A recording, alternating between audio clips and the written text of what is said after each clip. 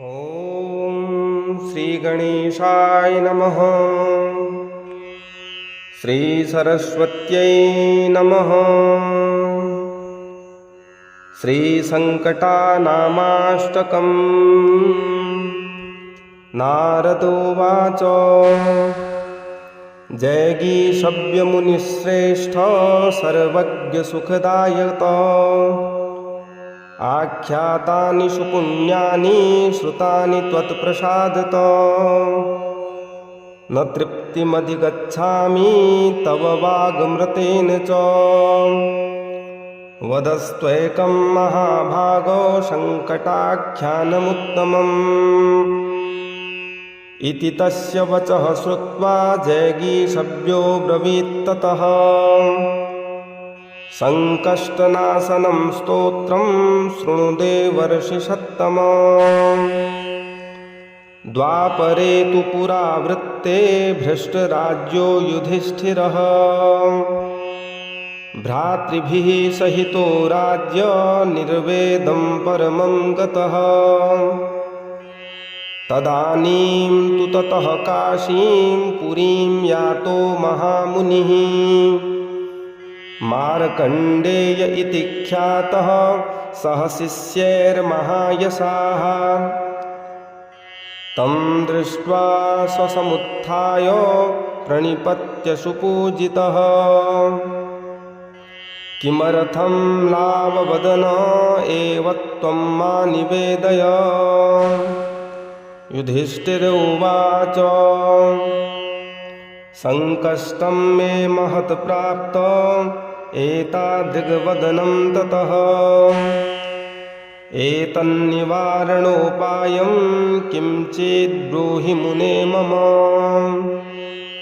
मार्कण्डेय उवाच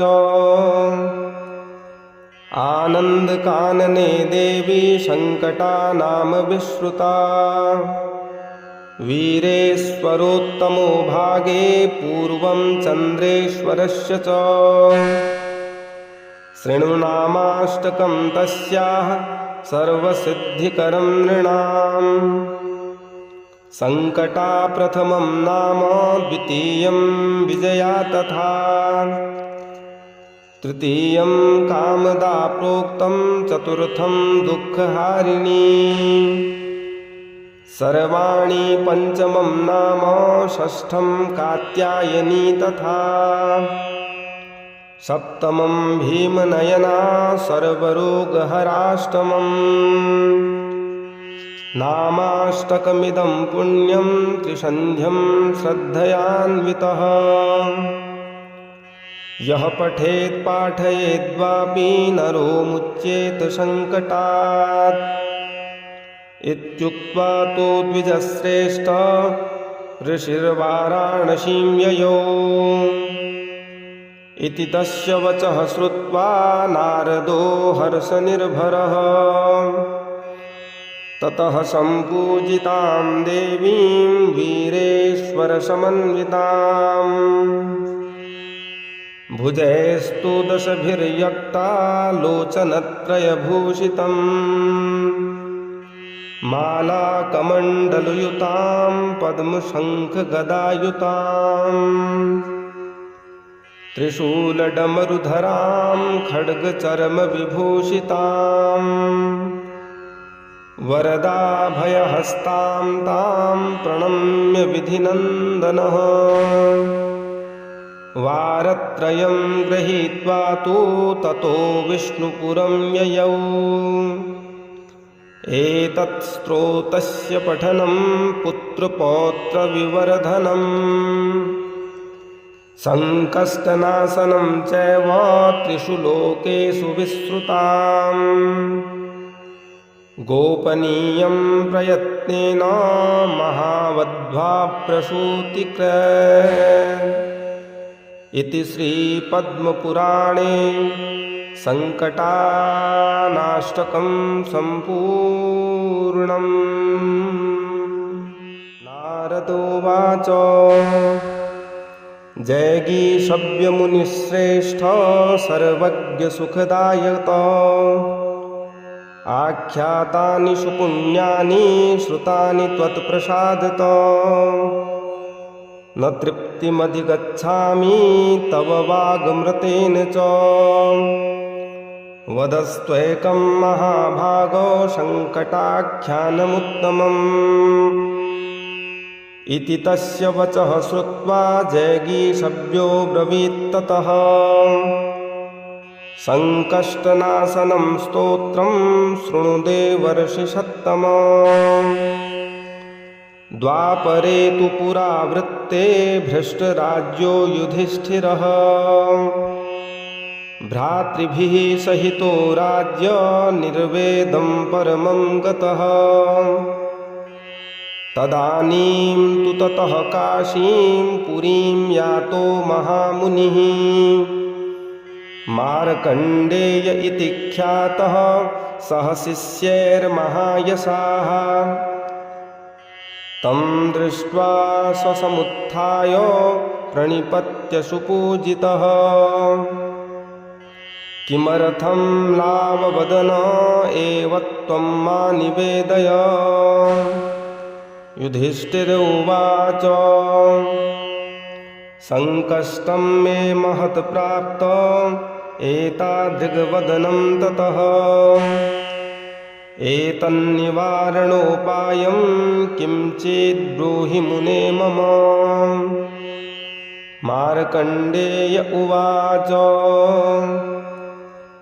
आनन्दकानने देवी सङ्कटानाम विश्रुता वीरेश्वरोत्तमो भागे पूर्वं चन्द्रेश्वरस्य च शृणुनामाष्टकं तस्याः सर्वसिद्धिकरं नृणाम् सङ्कटा प्रथमं नाम द्वितीयं विजया तथा तृतीयं कामदा प्रोक्तं चतुर्थं दुःखहारिणी सर्वाणि पंचमं नाम षष्ठं कात्यायनी तथा सप्तमं भीमनयना सर्वरोगहराष्टमम् नामाष्टकमिदं पुण्यं त्रिसन्ध्यं श्रद्धयान्वितः यः पठेत् पाठयेद्वापि नरो मुच्येत सङ्कटात् इत्युक्त्वा तो द्विजश्रेष्ठ ऋषिर्वाराणसीं ययौ इति तस्य वचः श्रुत्वा नारदो हर्षनिर्भरः ततः सम्पूजितां देवीं वीरेश्वरसमन्विताम् भुजैस्तु दशभिर्यक्ता लोचनत्रयभूषितम् मालाकमण्डलयुतां पद्मशङ्खगदायुताम् त्रिशूलडमरुधरां खड्गचर्मविभूषिताम् वरदाभयहस्तां तां प्रणम्य विधिनन्दनः वारत्रयं गृहीत्वा तु ततो विष्णुपुरं ययौ एतत् स्तोत्रस्य पठनं पुत्रपौत्रविवर्धनम् सङ्कष्टनाशनं चैव त्रिषु लोकेषु विश्रुताम् गोपनीयं प्रयत्नेन महावध्वा प्रसूतिकृत् इति श्रीपद्मपुराणे सङ्कटानाष्टकं सम्पूर्णम्। नारदोवाच जैगीषव्यमुनिश्रेष्ठ सर्वज्ञसुखदायक आख्यातानि सुपुण्यानि श्रुतानि त्वत्प्रसादत न तृप्तिमधिगच्छामि तव वागमृतेन च वदस्त्वेकं महाभागो सङ्कटाख्यानमुत्तमम् इति तस्य वचः श्रुत्वा जैगीषव्यो ब्रवीत्ततः संकष्टनाशनं स्तोत्रं शृणुदेवर्षि सत्तमा। द्वापरे तु पुरावृत्ते भ्रष्टराज्यो युधिष्ठिरः भ्रातृभिः सहितो राज्य निर्वेदं परमं गतः।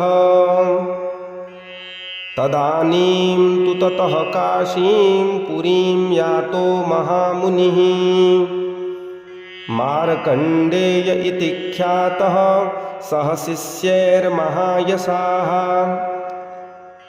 तं दृष्ट्वा स्वसमुत्थाय प्रणिपत्य सुपूजितः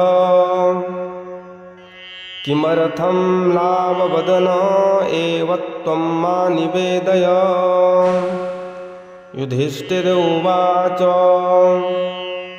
संकष्टं मे महत् प्राप्त एतादृग्वदनं ततः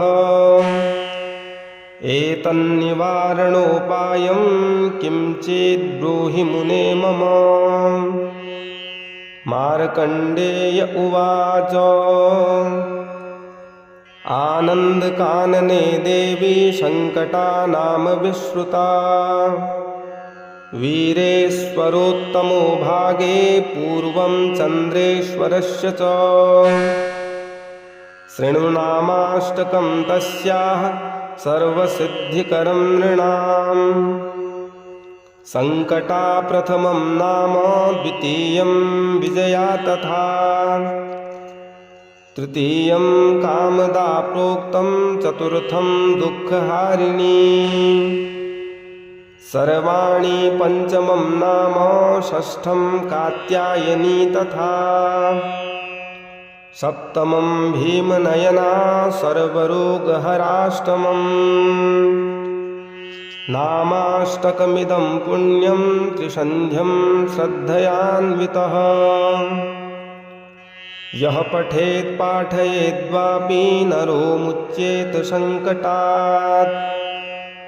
इत्युक्त्वा तो द्विजश्रेष्ठ ऋषिर्वाराणसीं ययौ।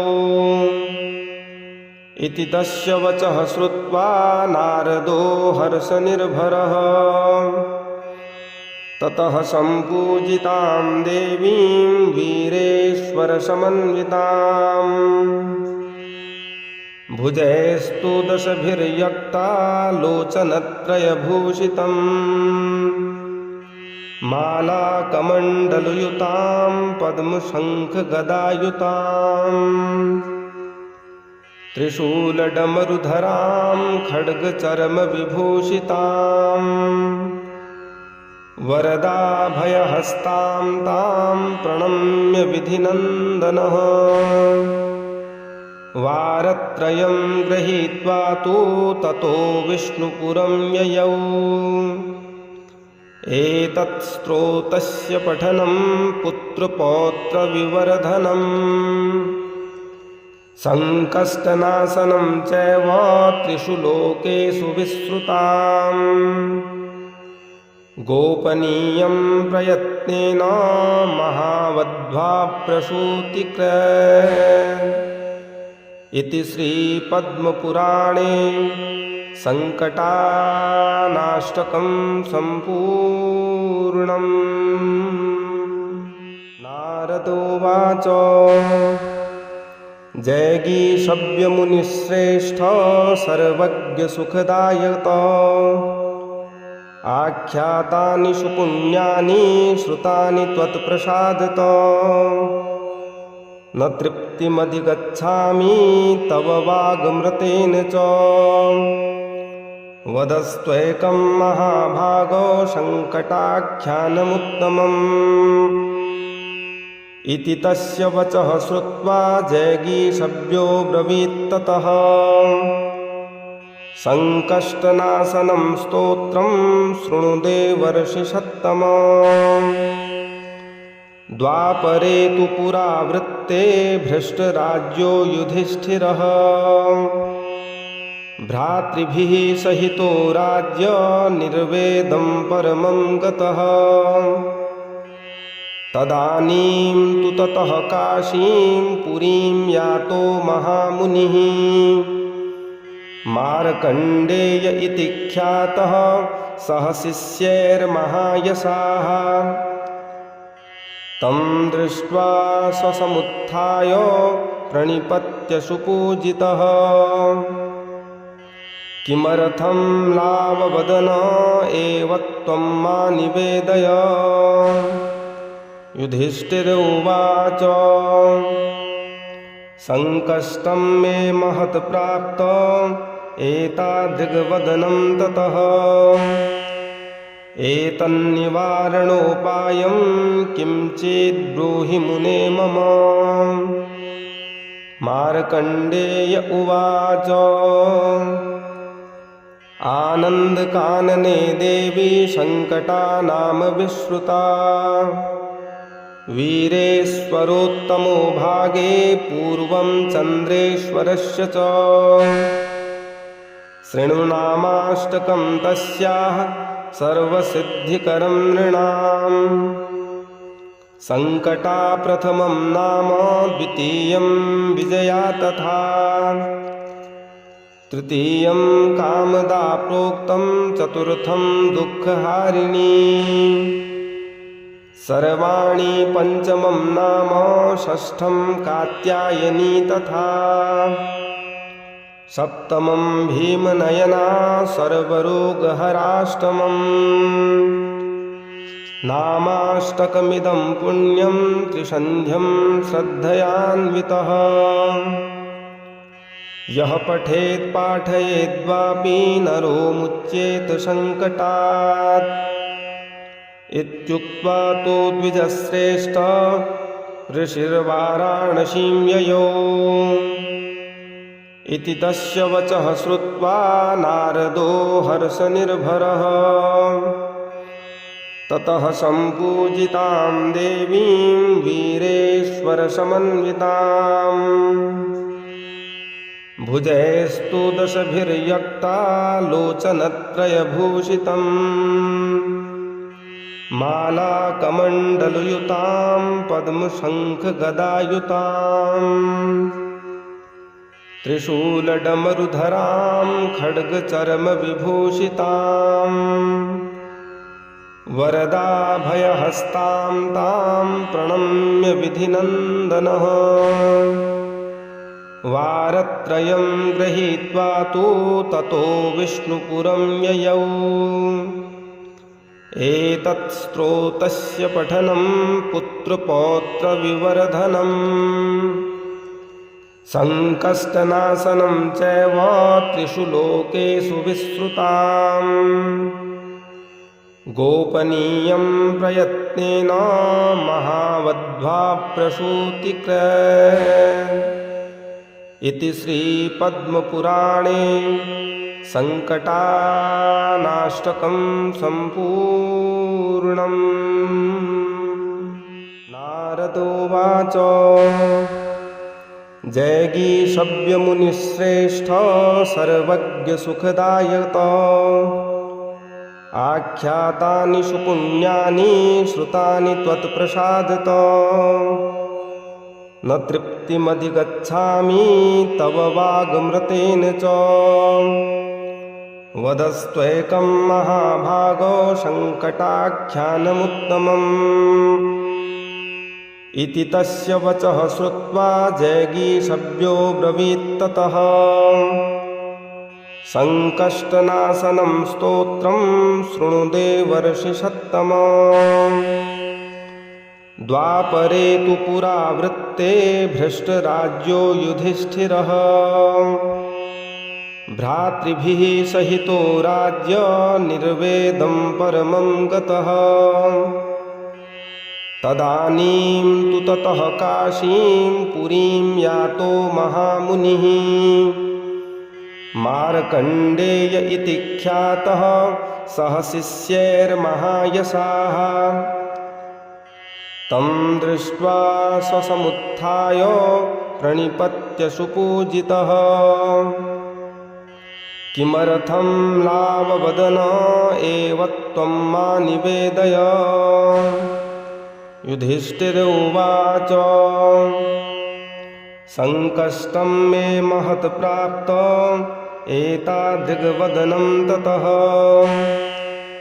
एतन्निवारणोपायं किं चेद् ब्रूहि मुने मम। मार्कण्डेय उवाच आनन्दकानने देवी सङ्कटानाम विश्रुता वीरेश्वरोत्तमो भागे पूर्वं चन्द्रेश्वरस्य च शृणुनामाष्टकं तस्याः सर्वसिद्धिकरं नृणाम् सङ्कटा प्रथमं नाम द्वितीयं विजया तथा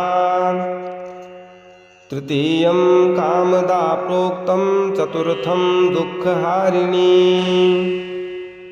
सर्वाणि पञ्चमं नाम षष्ठं कात्यायनी तथा सप्तमं भीमनयना सर्वरोगहराष्टमम् नामाष्टकमिदं पुण्यं त्रिसन्ध्यं श्रद्धयान्वितः यः पठेत् पाठयेद्वापि नरो मुच्येत सङ्कटात् इत्युक्त्वा तु द्विजश्रेष्ठ ऋषिर्वाराणसीं ययौ इति तस्य वचः श्रुत्वा नारदो हर्षनिर्भरः ततः सम्पूजितां देवीं वीरेश्वरसमन्विताम् भुजैस्तु दशभिर्यक्ता लोचनत्रयभूषितम् मालाकमण्डलयुतां पद्मशङ्खगदायुताम् त्रिशूलडमरुधरां खड्गचर्मविभूषिताम् वरदाभयहस्तां तां प्रणम्य विधिनन्दनः वारत्रयं गृहीत्वा तु ततो विष्णुपुरं ययौ एतत् स्तोत्रस्य पठनं पुत्रपौत्रविवर्धनम् सङ्कष्टनाशनं चैव त्रिषु लोकेषु विश्रुताम् गोपनीयं प्रयत्नेन महावध्वा प्रसूतिकृत् इति श्रीपद्मपुराणे सङ्कटानाष्टकं सम्पूर्णम्। नारदोवाच जैगीषव्यमुनिश्रेष्ठ सर्वज्ञसुखदायक आख्यातानि सुपुण्यानि श्रुतानि त्वत्प्रसादत न तृप्तिमधिगच्छामि तव वागमृतेन च वदस्त्वैकं महाभागो सङ्कटाख्यानमुत्तमम् इति तस्य वचः श्रुत्वा जैगीषव्यो ब्रवीत्ततः सङ्कष्टनाशनं स्तोत्रं शृणु देवर्षि सत्तम द्वापरे तु पुरावृत्ते भ्रष्टराज्यो युधिष्ठिरः भ्रातृभिः सहितो राज्य निर्वेदं परमं गतः तदानीं तु ततः काशीं पुरीं यातो महामुनिः मार्कण्डेय इति ख्यातः सह शिष्यैर्महायशाः तं दृष्ट्वा स्वसमुत्थाय प्रणिपत्य सुपूजितः किमर्थं लाभवदन एव त्वं मा निवेदय। युधिष्ठिर उवाच सङ्कष्टं मे महत् प्राप्त एतादृग्वदनं ततः एतन्निवारणोपायं किं चेद् ब्रूहि मुने मम। मार्कण्डेय उवाच आनन्दकानने देवी सङ्कटानाम विश्रुता वीरेश्वरोत्तमो भागे पूर्वं चन्द्रेश्वरस्य च शृणुनामाष्टकं तस्याः सर्वसिद्धिकरं नृणाम्। सङ्कटा प्रथमं नाम, द्वितीयं विजया तथा, तृतीयं कामदा प्रोक्तं, चतुर्थं दुःखहारिणी। सर्वाणि पञ्चमं नाम, षष्ठं कात्यायनी तथा, सप्तमं भीमनयना, सर्वरोगहराष्टमम्। नामाष्टकमिदं पुण्यं, त्रिसन्ध्यं श्रद्धयान्वितः। यः पठेत् पाठयेद्वापि, नरो मुच्येत सङ्कटात्। इत्युक्त्वा तु द्विजश्रेष्ठ, ऋषिर्वाराणसीं ययौ। इति तस्य वचः श्रुत्वा, नारदो हर्षनिर्भरः। ततः सम्पूजितां देवीं, वीरेश्वरसमन्विताम्। भुजैस्तु दशभिर्यक्ता, लोचनत्रयभूषितम्। मालाकमण्डलयुतां, पद्मशङ्खगदायुताम्। त्रिशूलडमरुधरां, खड्गचर्मविभूषिताम्। वरदाभयहस्तां तां, प्रणम्य विधिनन्दनः। वारत्रयं गृहीत्वा तु, ततो विष्णुपुरं ययौ। एतत् स्तोत्रस्य पठनं, पुत्रपौत्रविवर्धनम्। सङ्कष्टनाशनं चैव, त्रिषु लोकेषु विश्रुताम्। गोपनीयं प्रयत्नेन, महावध्वा प्रसूतिकृत्। इति श्रीपद्मपुराणे सङ्कटानाष्टकं सम्पूर्णम्।